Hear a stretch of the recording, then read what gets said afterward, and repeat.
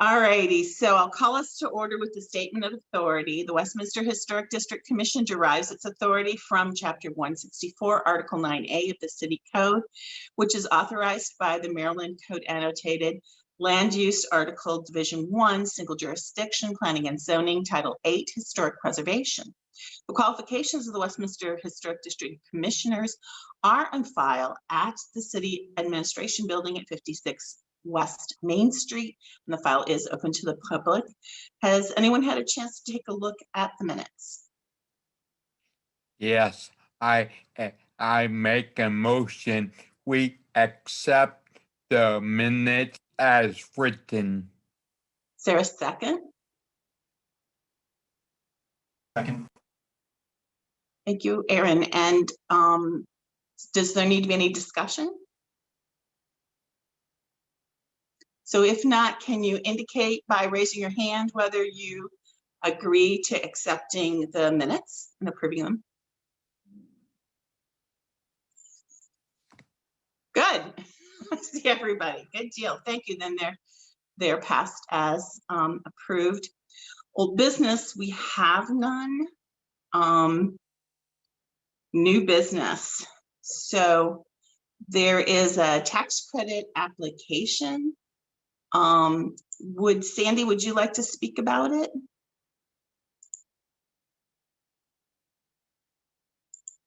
Oh, I can't hear anything. Yes. Sorry, I was on the screen for item A, the staff report. Okay, so if you all remember, on November 24th of 2020, Mr. Zoller, representing Myers Building LLC, the entity that owns 28 Liberty Street, submitted a pre-app, oh no, this is the post-app. He submitted it in November, sorry about that, because the project has been completed and he is applying for now the Historic Rehabilitation Property Tax Credit 2003, which was attachment 1, located at 28 Liberty Street in the Westminster Historic National Register District. According to the Maryland Department of Assessments and Taxation online records, the primary structure was built in 1900, which was attachment 2.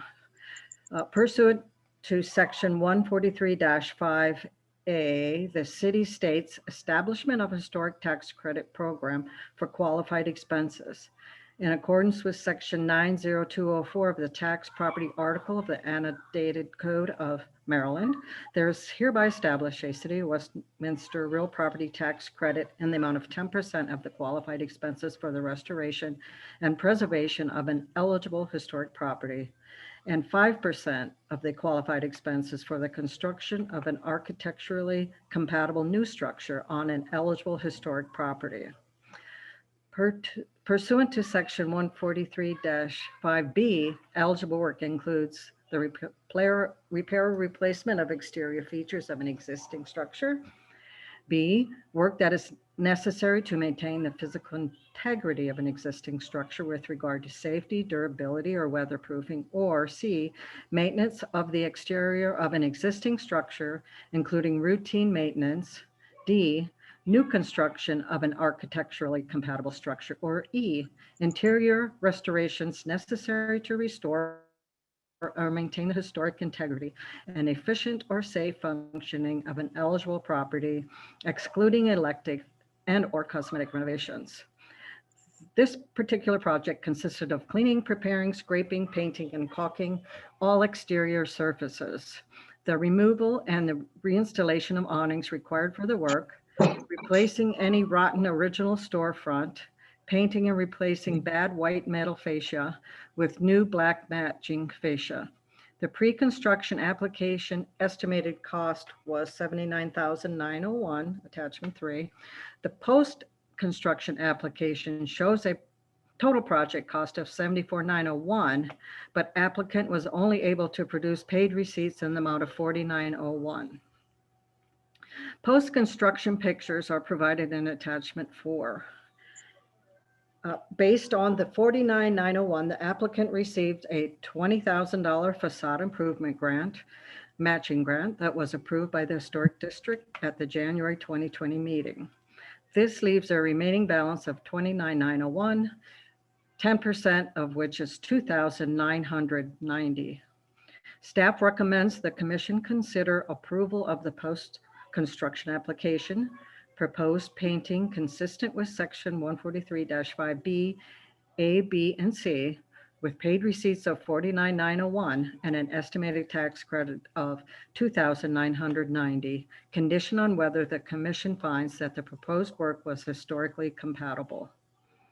And I hope you all had a chance to see the post-construction pictures, because I think they did a very good job fixing up that part of the building.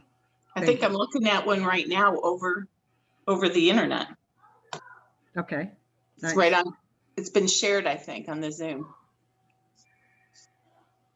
So do any of our commissioners have any questions?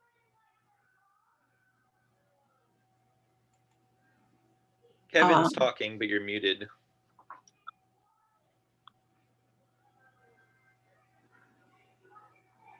I have one question. When we look at the Green Street side of the building, 1, 2, 3, 4, 5, 6 windows down on the top. If all the other windows are black, why is that one white paint? That's a good question. I did invite Mr. Zoller to this meeting, and are you on this Zoom meeting, Mr. Zoller? I am. Can you answer that, please? I can. It was during the, as most construction projects go, during the renovation, that window ended up being completely rotten, and we had to actually order a new window. And when this photo was taken, it was before the window had come in and been installed. If you drove by now, you would see it's black because it has been replaced, completely replaced, and looks like everything else at this point. Thank you. And Sandy, can I ask you one other question about the numbers you did there? Yes. Mm-hmm. So and I had my paperwork here in front of me. We had a total post-construction cost of $89,526.36. I'm confused about the numbers you presented. So am I right now. Sorry, I apologize for that. Mr. Zoller, do you know what your total costs were? Yeah, it was $89,526.36. Okay, which is reflecting what the application says. Regardless, we did only receive the paid receipt of $49,901. So I didn't understand that either. I mean, if we can show paid receipts for the full 89. I didn't know you needed. So Yes. can I offer a solution to maybe this concern? Sure. We as a commission can decide whether or not we would have approved this even at the $89,000 level. And we can put in the conditions that it's a conditional approval upon adequate receipts. And y'all can figure out the paperwork later, but that we wouldn't extend more than 10% of adequate receipts. Does that sound like something we can all live with? Yes. I'll take care of that, getting those receipts from him, Mr. Yeah, Zoller. you just need the canceled checks from the entity. That's all, Sandy? Correct. Okay, Yes. That's no problem. And would the commissioners feel comfortable with that conditional added in if we were to approve it? Yes. Yes. Yes, okay.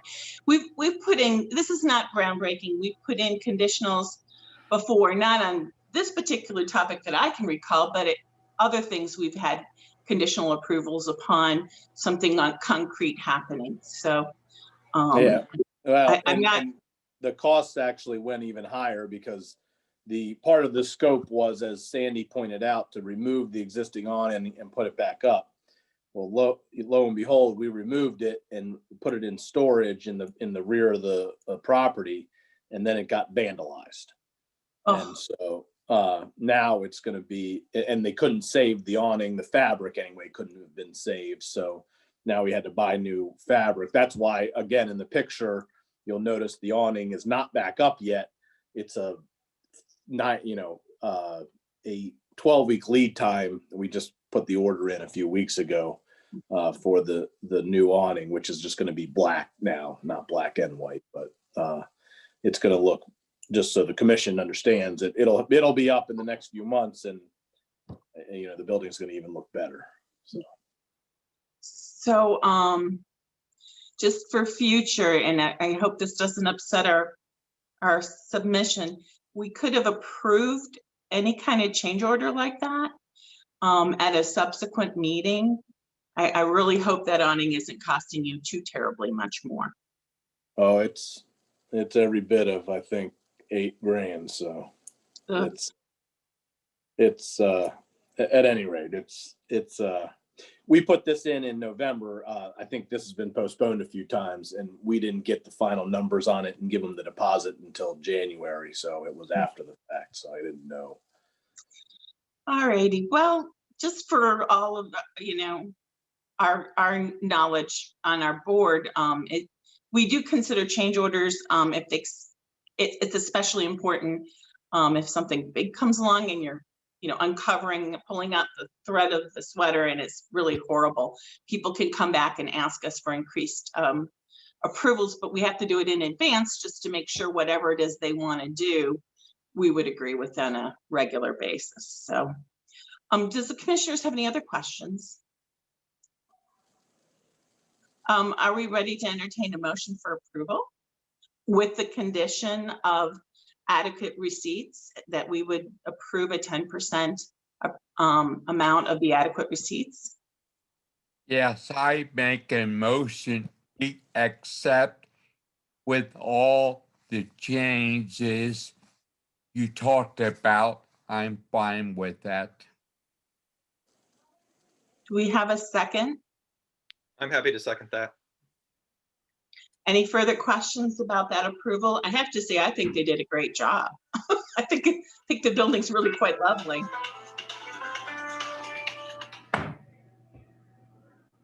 Anything else? Yes. Now, okay, I will take care of getting that together, and I will just confirm that at the next HDC meeting, that what the amount will be.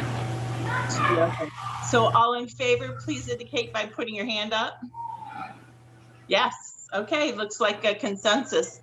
And we want to thank you so much for approaching us and working as such a good partner downtown. As a historic fabric goes, we're not supposed to consider aesthetics, but I think it does look great. I do too. Being a city resident, I can't help but say that. But thank you. You're welcome. Thank you all very much. I'll coordinate the rest with Sandy. Thank you. Great. Thank you. Good. And I just clicked off my agenda for some reason.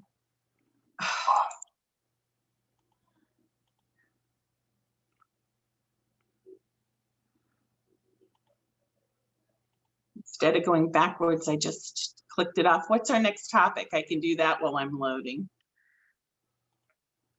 Okay, it's the repair of the Belgrove Square monument that was destroyed. Yeah. Not totally destroyed, but. Yeah. So Okay. From what I understand, there was some sort of car incident with a small monument that was placed in celebration of the centennial of founding the city in 1837. So this would have been a 1937 monument. And I don't know about the rest of y'all with the snowstorm, but I did get a chance to go walking around and taking a look at it. And I've been privy, because I'm with the Heart of the Civil War, to see a lot of the messaging going back and forth between the city, looking for ways to manage this. So I think I'm going to ask Sandy or Andrea, who's ever most involved, to present what is the city's coming to us to ask. Well, actually, Sandy, I'm sorry, before you get into that, I just wanted to say that this is the monument from 1876 for the centennial of American independence. So I just wanted to let you know the monument that we're. I'm so sorry, got my dates wrong. So Sandy, did you? And, Yes. Okay. and if, I'm sorry, real quick, again, Chris, if you were out there this weekend, it would not have been there. It has been removed and it's being preserved, so it doesn't get damaged any further. So if you went out there, you might have seen the bicentennial memorial, but this monument has been since removed.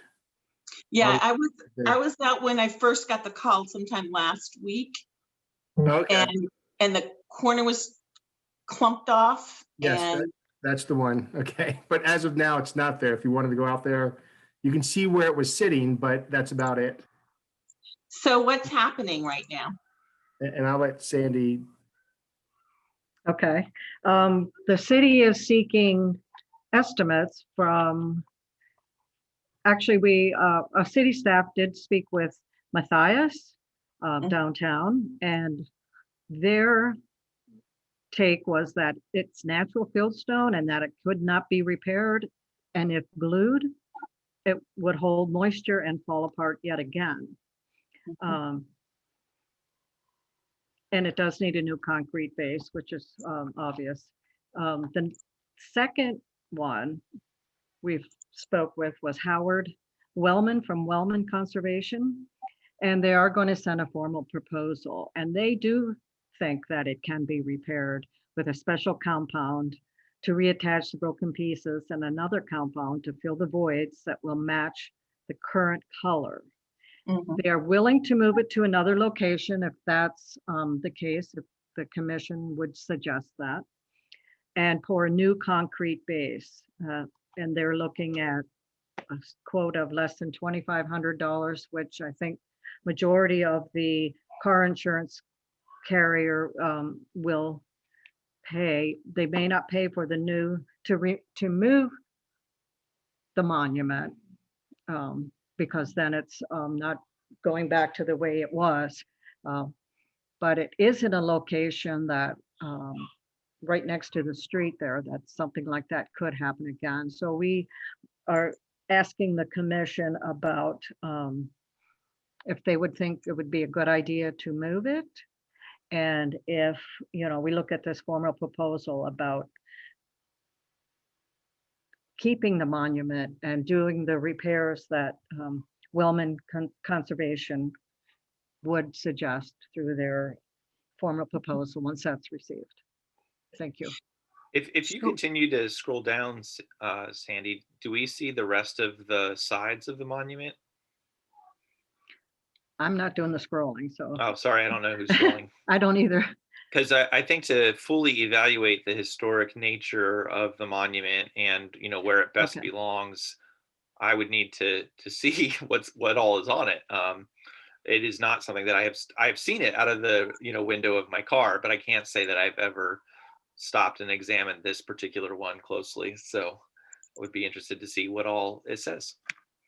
So I actually did take pictures of all four sides, and I can send them. It is inscribed on all four sides with like inscribing. One thing I noticed is that like inscribing is much like the historic inscribing of some of the headstones in the Westminster Cemetery. And I believe, there's some question about whether it's reproduction stone or not. I believe the stone itself is probably original fabric. And when Matthias said it was fieldstone, I would question that call because it's a sandstone that's like the brownstone that they make out of brownstone houses in places like Baltimore and Boston and places like that. It is definitely a softer stone than your typical marble or granite today. But as you can see, for 100 years, it's held up pretty well. Yes. The shield on the top, however, that looks to me like it's been re-engraved. Like it's had some sort of pattern on it that was beginning to fade, and somebody came and just regouged it. It does. To be 100% honest, I'm not even sure that's original fabric or if that was something added somewhere along the way. Yeah, Yeah, I was gonna say, it looks like it was added afterward. It looks like it, but it's fairly well attached. And I don't know historically how well they would have been able to attach it. I mean, it's firmly ensconced on that thing. So it wouldn't have been a resin or anything, but I'm not sure if they drilled, sometimes at one point when they're attaching things like that, they'll drill down and put dowels in. And over time, metal will rust and that'll affix it even tighter. So I would think that we'd be worried about if we take it off to see what's going on, if we won't do a lot more damage than if we just let it be and make it assumed to be part of the historic fabric. So do we The know question about moving it, for me, Yeah. I think I would really like to know more historically about its location. And I have yet to really find anything that talks about the anniversary of placing it. However, I'm sure more research could be done to figure out if in the contemporary newspapers it says that was placed because, you know, one of our founding fathers made a speech on that corner, or that was placed there because there was some other locational reason for it. Normally, it's sort of frowned upon to move historic properties around because you lose that importance of place. You know, the National Register of Historic Places, it's really because of the placement of the item. And I got to agree, it's highly exposed on this corner to vehicle traffic. It's not very well appreciated, being such a small item in a place where there's a lot of crisscrossing of fabric, or of crisscrossing of vehicles and pedestrians. If we were to move it, the question would be, you know, close by somewhere in Belgrove Square, is there a ladies association that controls the landscaping that we'd need to see if they would welcome this piece somewhere else? Well, So I have prior to one, this, oh, one sorry. additional comment. If you scroll down and look at the separation between the actual monument and the concrete base, that concrete base does not look original to that monument, which would suggest to me that that monument had been relocated at some point in the past to be affixed to that pedestal, unless that it was removed and then the pedestal put in place. But yeah, Kristen, I agree with you. I'd like to know more about the dedication ceremony, where it was held, the history of the monument. Based on the discussion that was provided by Sandy, it sounds like the property of that particular park was private property at one point and then donated to the city after the ceremony had taken place. But again, I'd like to know if that was where that ceremony had taken place and if it was just a convenient place to put the monument, or if that was the actual place where it was dedicated to the city. So that was my 2 cents. You know, as they look at the monument for preservation, they'll be able to tell whether that concrete skirting was original or not. From my point of view, the concrete skirting could have been original, but maybe it was just placed there because of erosional issues, or it could have been placed there because it's been hit before and, you know, moved somehow. To me, it's not necessarily indicative that it's not in its original location. I guess So- when they take a look at it, they'll be able to tell. So Chris, I did some research about the location and about the reasoning, you know, not necessarily, I couldn't really find anything as to this particular corner, but it was important. This area, as you said, was donated to the city to be the town square, because at the time the town didn't have, or the city didn't have any type of town square. So this made sense as far as to where to, you know, to have a ceremony and to commemorate, because this was the place where a lot of the people who were living around the surrounding areas all came to just relax and to be part of the community. So it did make sense for that. When I was talking to Abby earlier from Parks and Rec, we were talking about this property, and she brought up some really great points about if we were to relocate this. I think it would be a good idea for us to also look at the historic nature of the property as far as the uses that go by. The city doesn't necessarily use the property for many different activities, but when we do, you know, for instance, the band goes in a particular spot. You know, you wouldn't want this statue or this monument to be in that location. And so one of the things when I spoke to Mr. Wellman when he was coming out to do the conservation, you know, just for initial analysis, I did mention to him that we were talking about potentially looking for a different location. And what he said is that just for conversation purposes, that he could also maybe provide us, you know, based off of his experience and what he can see, he has someone who does contractually does help him relocate monuments when need be. And so that might be something, you know, that would be helpful as we move through this process as well, both coordination with Parks and Rec, or, you know, what they know about the historical nature of the property, as well as what he can offer us with his experience. That sounds great. Sorry, I'm fighting with my power cord and I'm finding it's not powering my phone and I don't want to lose it mid-conversation. So let me see what I can do. So what do we need tonight from us? I guess is a big question.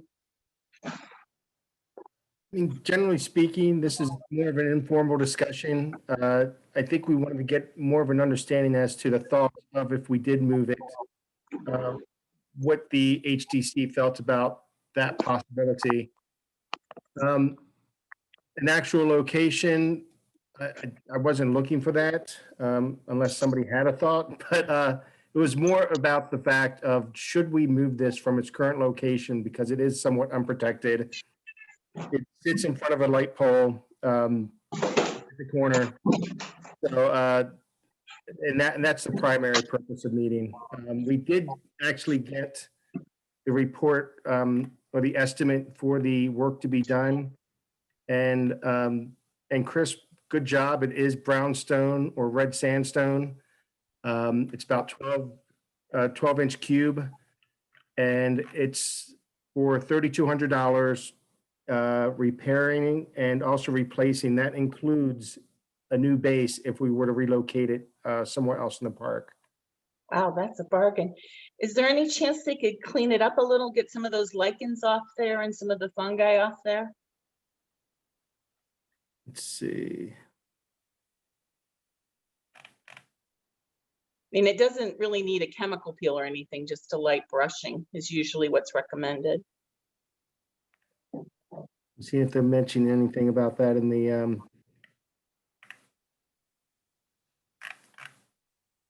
and they don't. We can certainly ask that of Mr. Wellman. Yeah, maybe it might be simply assumed, but you know, if we go to reinstall it with a little ceremony, it's gonna look pretty crappy. So, if it's $100 or $200 to clean it up, it might be considered a wise investment, even if the car accident people aren't going to pay for it. Something also to bring up, and I don't know if this is something the commission would be interested in or anybody else, but it was just an idea. If it is decided that it might be better to move the statue, a monument from where its current location, perhaps a good idea would be to move it next to the bicentennial one. And that way it could be an actual, you know, a place that we can memorialize, you know, the event itself. That like when I was talking to Abby, you know, you never know if you could do like maybe in the future like an interpretive sign or something that just talks about the importance not only of the monuments and of what they're for, but also, you know, about Belgrove Square, which was important enough for these people to put a statue, or not statue, but monument commemorating this activity in this location. You know, Andrea, that's very elegant because my gut reaction is always don't move historic things around, but if there's another item that sort of evokes the same patriotic dedication, celebration, commemoration, maybe they do belong closer together so that maybe two makes more than just one in each spot. You know what I mean? Mm-hmm. How do the other commissioners feel? I actually like that idea, and I'm looking at a Google Street View of that particular corner, and the Bicentennial Monument does stick out a lot better. It's got some nice landscaping around it, kind of sticks out. But yeah, if you didn't know this monument was there, you would miss it. It is very small on the other side of the sidewalk, right on the corner. I'll bet nobody even notices it. Yeah, so if we can combine and just move it on the other side of the sidewalk, protect it a little bit more, I think that's a great idea. Yeah, I have to admit, after well over 20 years of living in the community, I have never looked at it. Never once. And that's a terrible thing to admit. But maybe now, is there some groups, Andrea or Sandy, that we would have to talk to, the women's club or somebody who keeps up the gardening there? That's what I've been told. That is the women's club, gardening club, that does take care of the grounds there, and it's very beautiful. And I could, that could be something I could do too, and get their input. Maybe we need to have a discussion with them. You know, we wouldn't want to rankle anybody's feathers if they have a symmetric plan around the other one. And maybe we could creatively charge them with considering enveloping this one as well. Yes. Yeah, I would solidly be in favor of moving it, both for its own safety and because I think it is not noticed where it's at. And so I think the idea of moving it to a central location near the fountain is a great idea. The only question that I have is, you know, do we have any record of why it was put there? You know, for example, I just know that on a lot of centennial markers, they actually buried little repositories of artifacts beneath it. Is there any chance that beneath this stone, there is something cool, you know? And honestly, I wouldn't think that would negate us moving it. I just think it might make it a more fun and bigger deal when the actual project happens. You know, I hope that silly shield isn't part of the top of the time capsule, you know? That's what I was thinking. The shield might be a time capsule. And also, I am also, at first, I was not in favor of moving it, but I like the idea of combining them. And the other thought would be maybe make a plaque commemorating the park as a park, maybe telling the history of it since it's on the corner. So maybe we could do a better job of interpreting its original location, or maybe we could do a better job of setting up a wayside where we talk about the importance of both of the commemorative items. Yeah, I think that's a good idea. I'm reading an article that Councilman Dayhoff wrote a number of years ago and just pointed out that, you know, that it was one of the first parks and that, you know, they founded it. They put that marker there in 76 and then they declared it a city park in 77 the following year. So I honestly think this might be something too for our new Parks and Rec Advisory Board to get involved with at some point. If we do move it, I could see it being a fun community event where, you know, we recognize the value of parks in Westminster and acknowledge their history. And then maybe there's some tie into some new initiative that's happening with our parks department. Again, we'd have to kick it over to them, but I think there's a nice opportunity here for us to not just, you know, restore and move it, but make a bigger parks event out of it. You know, the 250th of the American Revolution is not that far away. It's 2026. And it's possible that this little event, whatever it becomes, could kind of kick off 5 years of thinking about the bicentennial. I think it would be bicentennial. I think it would be 250. So, you know, there are a lot of opportunities that could be creatively done. And Josh, I just want to say, I think that that's a really great way of thinking. Too often we always see, you know, events just siloed in either one department, one organization, whatever it is. So I think it's really great to be able to branch out and to include, especially advisory boards, you know, that have been created and tasked to do different projects in the city. So I think that's a great idea. Full disclosure, I should say, both Kevin and I are on that advisory board, which is what made me think of it. So, but I think that we would definitely be interested in a project like this. Well, I would think one thing we could do is really challenge the community to finding documents that talk about its original location. Both Kevin and Mimi are friends of mine from the Historical Society, and I would think there got to be historians willing to look into this very question of how important was that very spot. And that might be kind of a fun community thing to get into. I don't know, maybe that's opening up too many worms. But I'd like to know.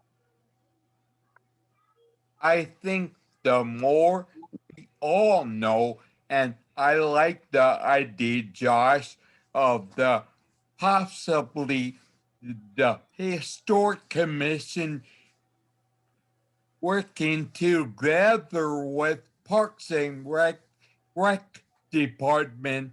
To me, the more, the merrier. Mhm. And So- I should do a shout out. Sorry, I apologize. Aaron is on that advisory board as well. So there's an overlap of 3 of us, I My believe. word. Oh, my word. All right, so, well, does the city staff have enough input from our commission for now? Yes, I think the bigger question was whether we were comfortable moving it. I'm still uncomfortable until we find out more about it, if we can find out anything from its historic placement. But I bet if we got Kevin on it, it wouldn't take long, you know? I would be happy to kick off that kind of sleuthing if you'd like me to. Absolutely. Yes. Now for I can put a bug in several people's ears. Now for timing, if we do accept Mr. Wellman's contract and have him do the work, we're looking at a end of March, early April timeframe that this would be completed. Work would actually be completed. So just give an idea that he feels it's a 1-month turnaround once he gets the monument. So, you know, May is Preservation Month. Maybe we could consider some sort of rechristening in May. That would give him time to slide and us time to plan. Yes. I mean, we're really, for the city, we're not doing much else that I know of. We're doing a cemetery tour in the Westminster Cemetery on May 22nd as the Historical Society's Preservation Month activity. And I do know usually National Museum Day is in May for Preservation Month, but wouldn't this be a cool city thing to do, a little preservation activity of sort of rechristening this wherever it ends up being? I agree. I agree. You think we all could just put them off till May, or, you know, just sort of say, we want May as, and that, you know, I'm not sure if we're doing the Flower and Jazz Festival this year. Mark, do we know? I missed that. Are we doing the Flower and Jazz Festival this year? That I do not know. Is Abby still on? Does she know? Abby would be the ideal person. I just don't see her actually on the call. Oh. Because, you know, it could be done in conjunction with that event, or it can be just a standalone event if we choose not to have the Flower and Jazz Festival this year. Also, Christian, what is if we would move the monument after we decided all the information? could we apply for the grant for like what we got a memo on today for us to basically have the new site, if we chose that, paid for by a grant? So most grants have a bottom that I know of $5,000. And I just can't see moving this from one spot to another, even coming close to $5,000, Kevin. Okay. Unless you built new signage to go along with it. Okay, so that's a good point. Most waysides cost about $6,000. We put a little verbiage on it, maybe $7,000 altogether. And we could celebrate both items. And that's a perfect mini grant. We'd have to have a half the money ponied up by somebody, whether it comes, I don't even know if we have a budget anymore with the Historic District Commission. We used to have a $5,000 to $10,000 budget. And if we had that budget, we could pay half of it with it would be the grant match. The perfect mini grant time is October. It's usually Halloween for application. And then we hear sometime in December usually. I heard something about a Heart of the Civil War grant. I've heard somebody talk about that before. Yes. So, I don't know. I think Ms. McMasters might have a little bit of insider knowledge there that would be a perfect match for this opportunity. Well, not only that, but we would get the money and we'd have it in time for 2022 May preservation activity and unveil a sign. You see what I'm trying to parlay? Yes. So we could have 2 years worth of preservation activities out of moving one stinking little rock. So if y'all are for that, I'd be willing to go into it. We would have to have a match. That's the only thing I'm throwing out there. The city would have to agree, or somebody, we'd have to find some private donor or something. But well, you know, that it's a strong community around that Belgrove Square. And I bet if we were accompanying it with, you know, some beautification and better storytelling around what that neighborhood is, I bet folks in that neighborhood might be willing to chip in some money. And we used to have an actual budget, so I bet Mark could look into whether or not there's any plans for us to having a budget. I can tell you that the budget is only $1,500. Oh, jeez, okay. Well, that's a start. Let's put it this way, that's a start. Chris, I like the idea of potentially doing 2 mini grant projects. One being the movement, and then once it's in a particular location, then do the second mini grant with the interpretive signage. And that way perhaps gives us the ability to focus on a match. You know what I mean? Like smaller matches may be needed. Well, the problem is, Andrea, where are we going to get a billable cost for moving it a few feet to the other monument? Oh, sorry. I'm sorry, the estimate that we received, the $3,200, is repairing and replacing, including moving it and building and placing a new concrete slab down for the monument itself. So that's all inclusive in that $3,200. Okay. So they did account for possibly moving the monument. And the car wreck guys are going to pay for that, right? That's the thought, is that's the estimate we're going to be providing to the insurance company, and the hope is that we recoup the $3,200 for repairing the monument and relocating. Yeah. And also, just from a matter of timing, the mini grant doesn't even open till the end of October. So we don't want to wait around till then for money to move it, and then wait till 2023 for money to interpret it. It just seems like if we can get the car people to pay for the damage and we move it, we can interpret it for 2022. Yes.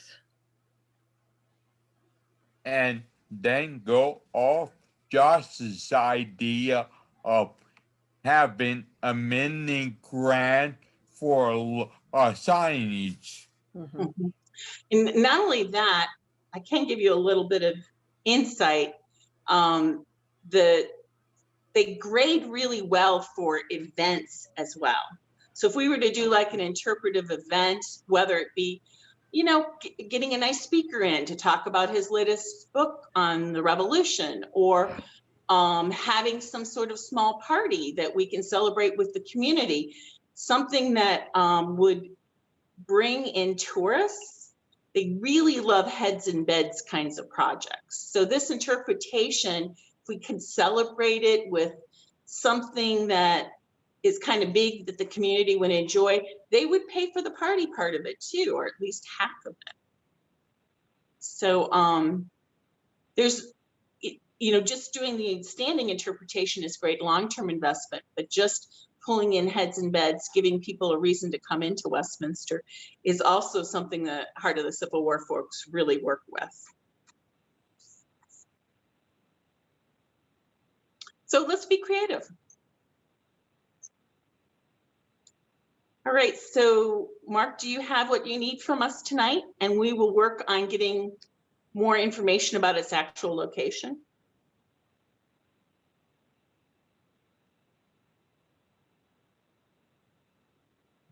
I don't hear Mark if he's talking. Yeah, he is. Mark, I apologize. Yes, yes, that's great. This way I can contact city staff to include the moving of the monument in the estimate. So this is perfect. Thank you. Okay, great. And then is Sandy still on? I heard Sandy Yes, I am. Sandy, I heard you half offer to be willing to talk to the women's club to see if Yes. they'd be willing to, Get their input. yeah, see if they're willing to include this little monument in with the other one. Okay, will do. I can do that. And that might have some costs as well, but I guess we can cross that bridge when we come up to it. Yes. Okay, great. All right, are we ready to move on to the next topic? So I wanted to bring up, it's about the Holiday House tour. Is that correct? I had to move to another room to get to a better plug in this old house. Not all the plugs work really well. So I'm now away from my desk. All right, so years ago, the Historic District Commission used to do a Holiday House tour. And it became pretty overwhelming. We were doing it every other year, and during the Great Recession, we actually let it go for about 6 years. And then we kind of found that really we only could get 2 locations worth of houses to agree to be on the historic tour, and that was usually Willis Street or Belgrove Square.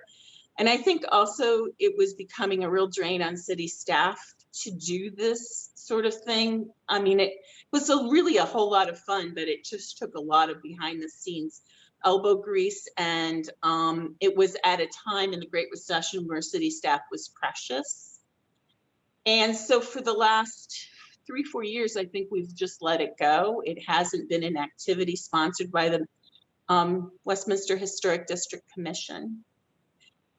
So as the chair of the Historical Society, the Carroll County Historical Society, I would like to bring up to you that possibility that we take it over as an actual functioning activity of the Historical Society. We have volunteers who love Christmas, and I'm thinking not for 2021, but for 2022, we would approach it like we had before. I would be able to bring some of the knowledge because I worked on a lot of those previous Christmas events. We would pick one of the spots that are kind of go-to in the city, like Willis Street or Belgrove Square. And the Historical Society will coordinate the whole thing, take the money, partner up maybe with another preservation organization. It would be revived, but it would be revived under our auspices, under our purse, and we would do the work. I'm proposing this to you all because I just don't see the city doing that anymore, but I don't want to step on any toes. I would like your feedback as to whether we can go with your blessings or not.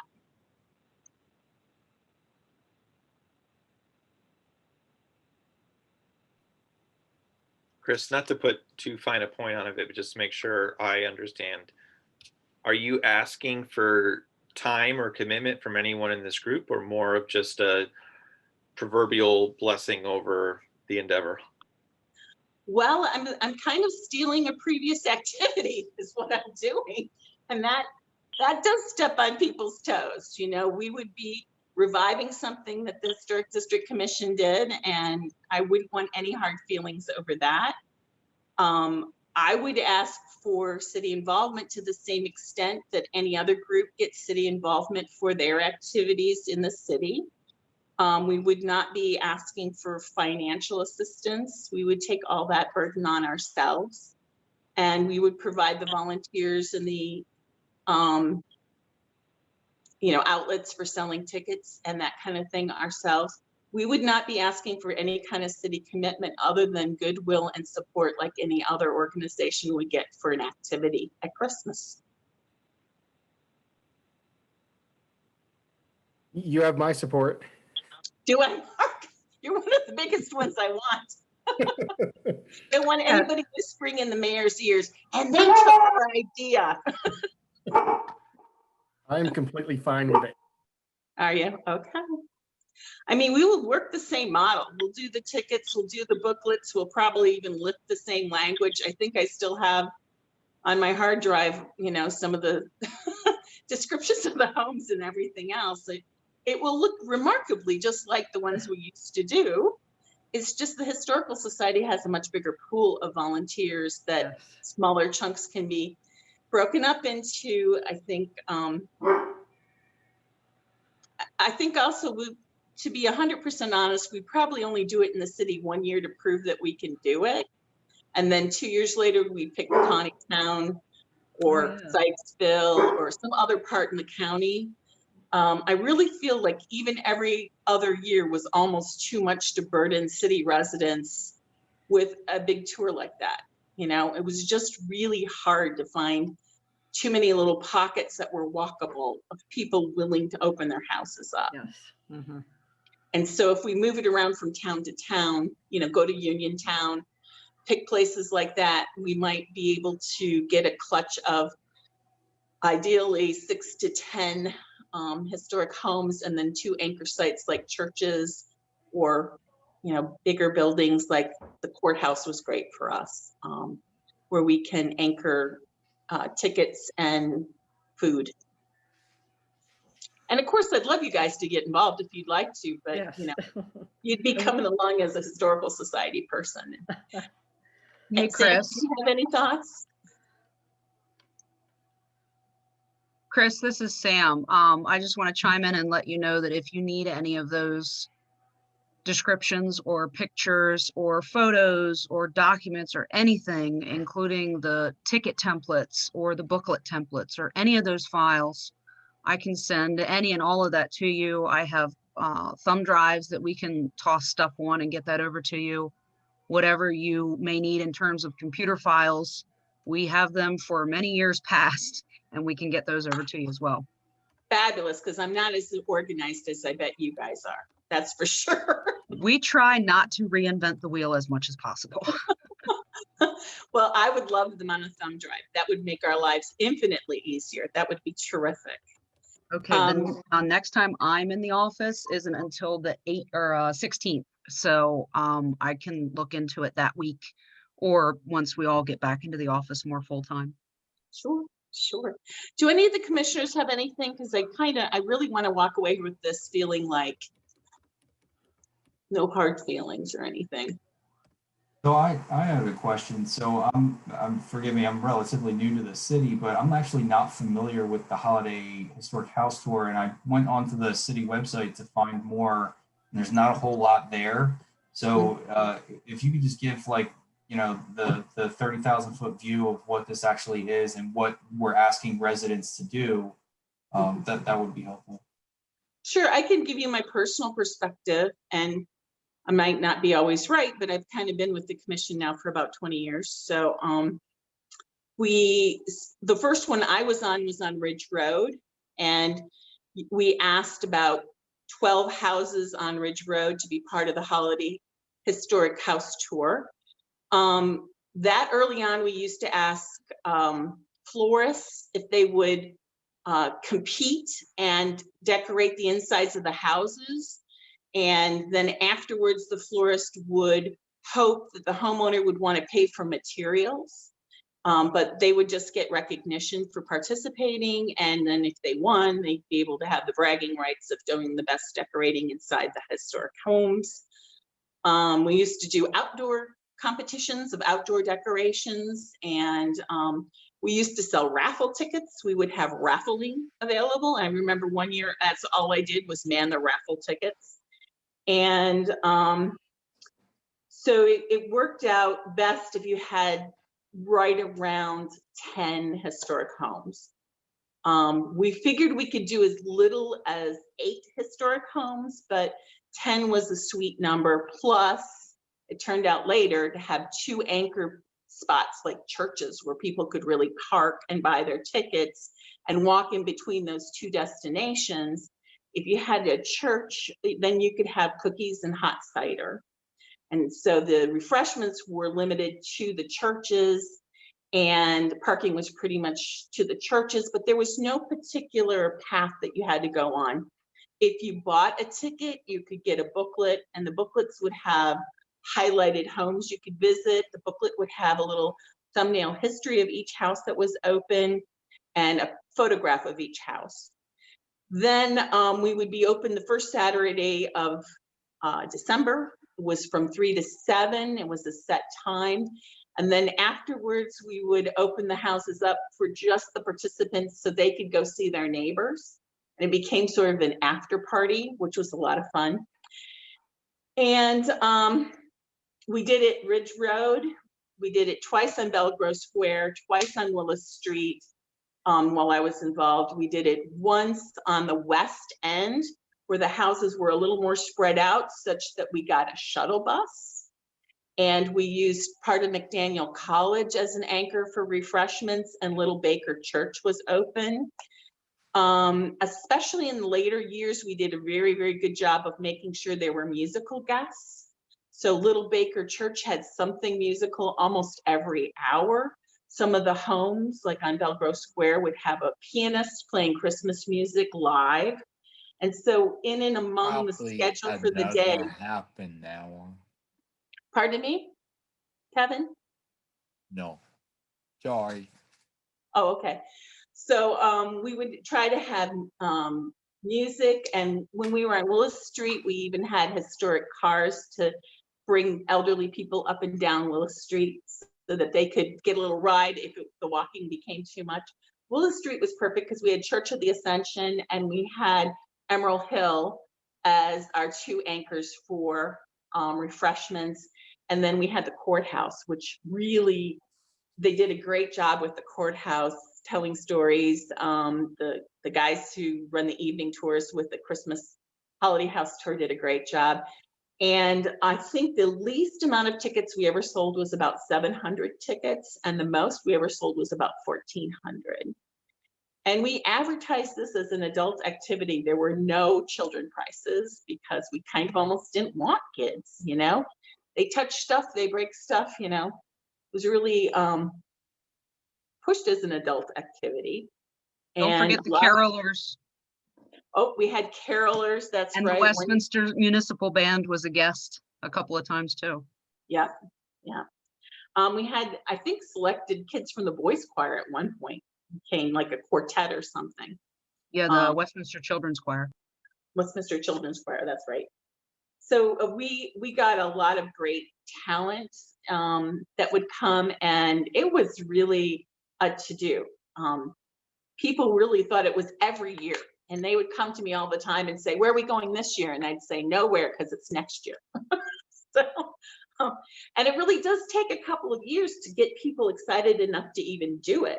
The city was kind enough to send out letters to the neighborhoods we were targeting So every address got a letter inviting them to be part of the tour. People were a little nervous about having 700 people tromp through their house. So we would have meetings with the community to explain the rules, like it's your house. So if you don't want anybody on the second floor, let's put a ribbon and some poinsettias across the stairway so nobody goes up there. If you do want people up there, then be sure you have people to invite them up the stairs. We encouraged homeowners to provide their own docents, that is, somebody who knows something about the house and somebody who's going to make sure that nobody steals anything. We let each homeowner decide if they wanted a single thread of people coming in the front door and out the back door, or if they just wanted people to go higgly-piggly. And we tried really hard to protect the homeowners from any food in the house. If the rain was really bad, we tried to get mats and runners for them so that mud didn't get tracked in. I would always tell the homeowners, don't clean your house before the event. You're gonna clean it afterwards, you know? Definitely don't put white carpet down before the event.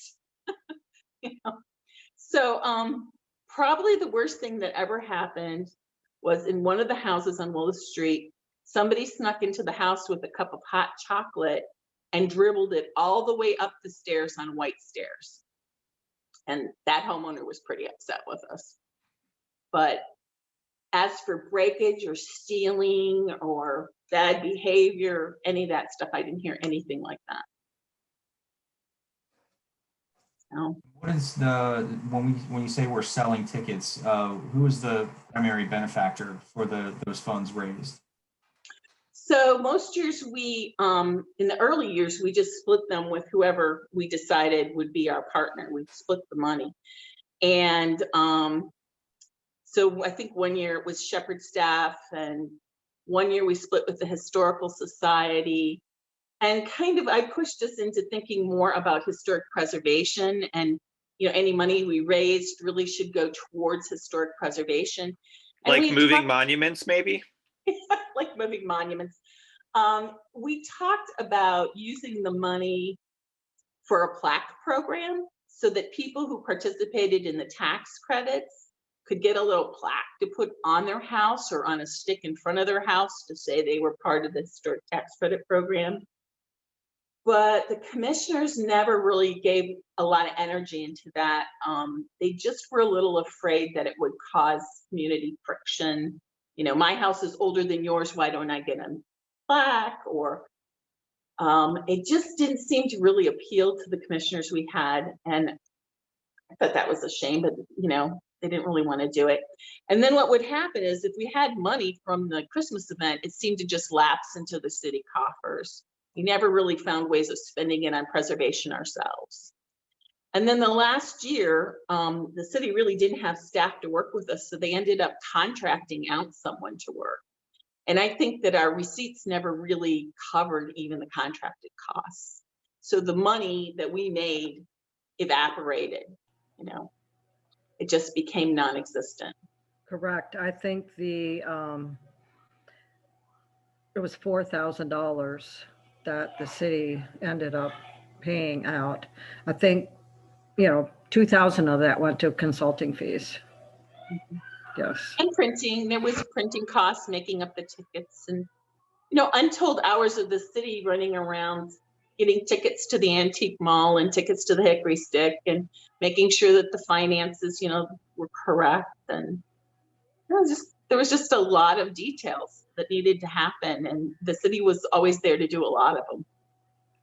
Also, that Uniontown would have a yearly house tour, so we were a part of that.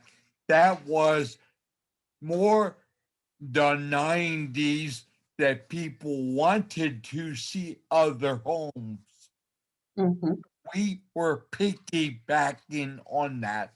I think now it's more about people wanting to be private and not always exposing their home.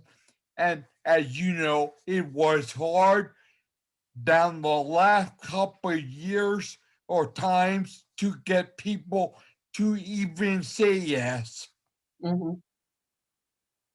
Well, I think the hardest part was the people who said yes were the ones who had done it the most before. We just felt like, we just couldn't keep going to Willis Street and Belgrove Square every single time. And I tried so hard to get a clump on the east side of town, thinking the Historical Society's got 3 buildings right there. My house, the people behind me, and then Ascension Church, all I needed was 2 or 3 more people right in that target area, and I just couldn't get anyone to pop to be on it. So it sounds like if we were to take over this event, it would be a lot of community engagement would be the primary focus. So make sure that we could, garner the participation from the residents that we're targeting. I don't know the best approach. We'd have to, brain trust that a little bit more. But no, I think I'm a sucker for old school charm. I love it. I love the idea of decorating the historic properties for Christmas. It just always gets to me. I absolutely love the idea. And I think the city would be more than happy to alleviate the stress of, organizing this event. It sounds like a monumental undertaking, something that you would almost have to start planning now for December. So if you're not 10 months ahead of schedule, it's not going to happen. So yeah, I think whatever we can do to help the city and bring that charm back to the Westminster and try to get the community really riled up about it, excited about it, I'm all for it. yeah, no, I think this is going to be targeted for 2022. I have a different idea for 2021 that I want the Historical Society involved with. And that's another old idea and happily to steal from another organization, but I got to talk to them to make sure they're cool with it. And I think the other idea I can do in 10 months, but this one is going to take easily a year. People actually had their houses repainted and got projects that they've been putting off for years done so they could be on the tour. So it really does take people a little while to feel comfortable to get done with their things that they've been planning and finishing that trim, and it takes a year really to talk people into being involved. So, well, then I'm going to take that as a yes from everybody. And I know that you guys are all going to buy tickets. So that makes it easy. And we'll even take you as volunteers if you're at all interested in coming along and helping us out. So I want to thank you for that. Absolutely. So thank you for that. I guess to round out the evening, I want to do a quick commissioner updates. Do we have any updates from you, Kevin? Historic activities? I'm fine with everything. And also, thank you, Sandy, for forwarding today what Chris wanted us all to see. I thought that was good, and I was glad to see the Historic Society and the farmers they got a grant. I thought that was good. So I'm going to report on that with my report. I'll talk a little bit about that economic input study. So let's see, Josh, do you have anything since October to report on for historic activities? Not expressly. I will say this real quick. I'm part of a group that many may have seen it. It's called HeyWestminster.com. And it's a new action group that we're getting together each month and giving away $1,000 to fund something awesome in the community. And that could be something historic related, like a special ceremony, for example, for moving a historic marker. You never know. So we just continue to invite the community to go ahead and apply to that. You can get all the details at HeyWestminster.com. It is open to individuals. It is open to nonprofits. It is open to small businesses. It is open to anyone that has an idea for how to make Westminster, quote, more awesome, end quote. So Fabulous. yeah, really excited for that initiative, and just continue to welcome anyone and everyone to get involved. What's the impetus for that? Is it businessmen, or who's behind that? Me and some other people that I just know here in the community, basically. It's a model that I learned about and really fell in love with the particular framework of how it runs. And had wanted for a long time to think of some new creative ways to jumpstart activities here. And so we got together, and we're part of this network called the Awesome Foundation. And the intent, like I said, is really just to kickstart good things happening here in our community. So we will be highlighting those every month for the next year, and hopefully well beyond that. Wow, this is the second group with that sort of similar intentions I've heard of in just the last week. I heard of another company that wants to put 10% of their profits into community activities, and they were on Facebook just saying, tell us something good. And a lot of it was animals. I got the Historical Society in on like number 57 or something, but a lot of it was like, rescue animal groups, things like that. So that's cool. It's cool to hear people are doing things privately. Great. How about you, Aaron? Have you got anything historic from October? Nothing historic, but I will say, so the Heritage Area December 2020 newsletter that was sent out. You're muted again, Aaron. Oh, I apologize. No, I nothing to report from October, but I will just say that You're muted again, Aaron. Why are you doing this? I don't know what's going on. It keeps muting at exactly the same point. Same time. Is this better? Hands off the board, Aaron. Just hands up. No hands. Maybe that's what's going on. But yeah, the December 2020 newsletter that came out for the Heart of the Civil War.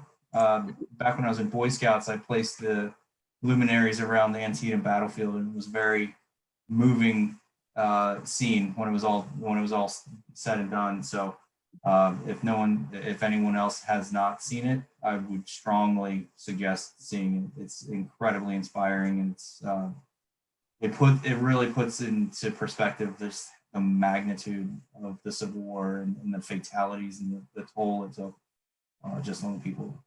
So, no, that was all that I had. I'm sorry for the technical difficulties. That's okay. All right. So my report really includes two things. And one is, I really did want to share with y'all that economic impact study. That's been done by my organization, the Heart of the Civil War Heritage Area. And that's 3 counties, Carroll County, Frederick, and Washington County. And I think it's really startling every time we pop for one of these things. When you really look at how many jobs are involved, how many millions of dollars come back to our communities through this heritage tourism effort, it's really stunning. And for every dollar, we leverage an immense amount of dollars out there for our communities. So we do that through grants, we do that through technical assistance, we do that through emergency grants sometimes, like when the truck ran into the Taneytown City Hall, we were right there offering emergency grants to get that historic structure stabilized. And I have to say that for me, the argument is always very clear about where we should be putting public dollars is into heritage preservation, because it frankly pays. I mean, it's just wise investment of dollars. So if you know any politicos that you'd like to share this with, I strongly encourage you to do that, because it's so easy to look at historic preservation and say, that's a luxury. It's not science. We don't need this. Actually, we really do. We really do need this, because it helps with our communities, and it not only is a livability issue, it actually, tourism is a really big, important part of our economy. So that should give you a little bit of sachet in your walk if you're talking with people about historic preservation and how important it really is.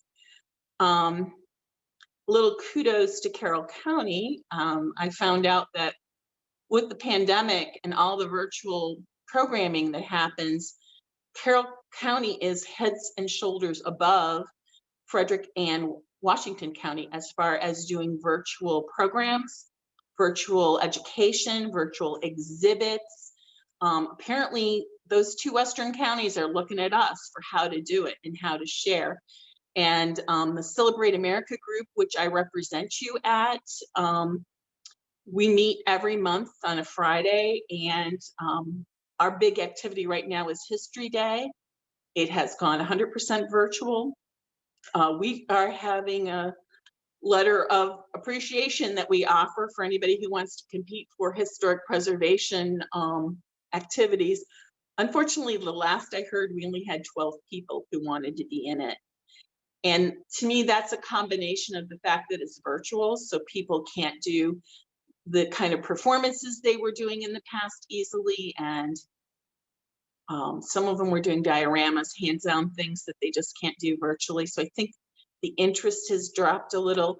Our county school connection basically left last summer, so we didn't get our materials into the schools very early this year for teachers to really grab onto it and work it into their virtual education. So it's going to be slim pickings. That means like everybody's a winner, I think, with the ones who are going to be applying for this year's National History Day. So that's going to be March 7th, and I encourage you to plug in through the library and see what's happening at National History Day. It'll be open to the public, so put that on your calendar. I'm sure they'll have reruns as well. And I think that's all I really needed to share with the commission, were those two things, the economic study and National History Day. Any questions for me? Staff, do you have anything you want to share from the city that we should know? Andrea has a couple updates. Yeah. First, I wanted to tell you that Abby from Parks and Rec was on the call during the Belgrove conversation, and she was unable to, I guess, get her microphone to work properly. So she did want me to let you know that they're still planning on having the Flower and Jazz Festival, but it's will be held at City Park, Longwell Lot, and the Sherwood Lot. So just to let you know, those are the ideas right now. Also, she said that it's also a possibility that they could have some money in the park maintenance department that would help defray some of the costs of the bigger project, perhaps at Belgrove. Ooh, So just wanted to say that too. Never know. Also, kind of to piggyback off of Chris and what she was saying about the Heart of the Civil War Heritage Area and the heritage areas in general, I wanted to update everybody on our progress that we've been making with the Durbin House. So a consultant has been chosen for the Durbin House activities, and it's a structural report that is going to help us kind of lay the groundwork also for what's needed as far as any the improvements, the budgeting that would be necessary, the whole 9 yards, and also documenting the building. So we've been in talks with them, and they've been moving forward. Abby was able to also say that in December, one of the gentlemen from the group was able to go out and really get some great pictures of the property. They took down the boards off of the windows so they could get some real photographs of it. So that's great. She also told me today that she has submitted an intent to apply for the capital projects grant for MHAA, which is the Maryland Heritage Area Authority, which can be up to $100,000.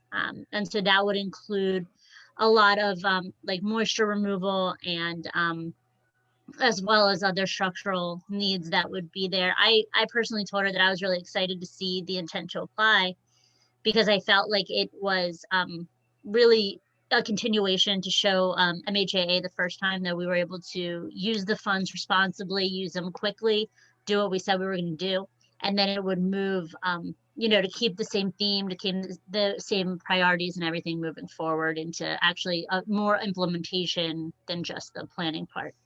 So just wanted to update that.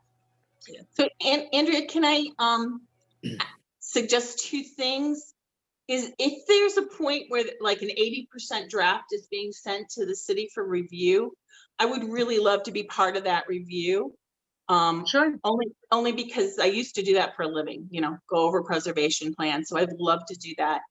And secondly, really let Abby know I'm willing to help her this year on any application grant she wants to write. And I'm easiest to get a Wonderful. hold of Yes. via email. I'm happy to look it over. What I can do is I can help look over the grant application and then recuse myself from the selection of it all so that I'm Yes. not like in a bad position from an ethics point of view.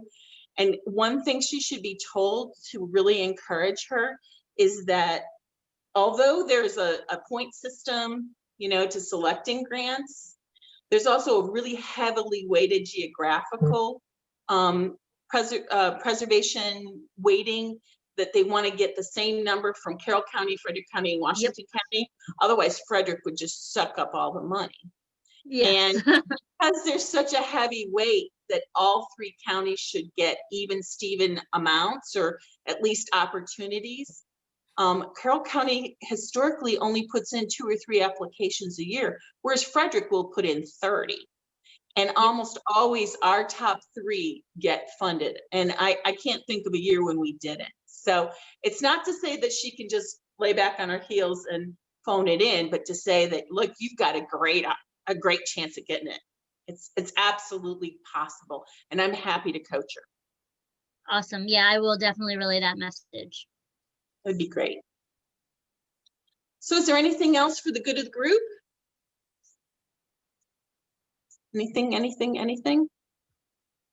have If nothing not, else. then maybe we should adjourn until Nothing next from month. me. I have nothing. All righty. Well, let's consider ourselves on an adjourned status until the first Wednesday of next month, guys. Okay. Thank Thank you you. very much. Bye.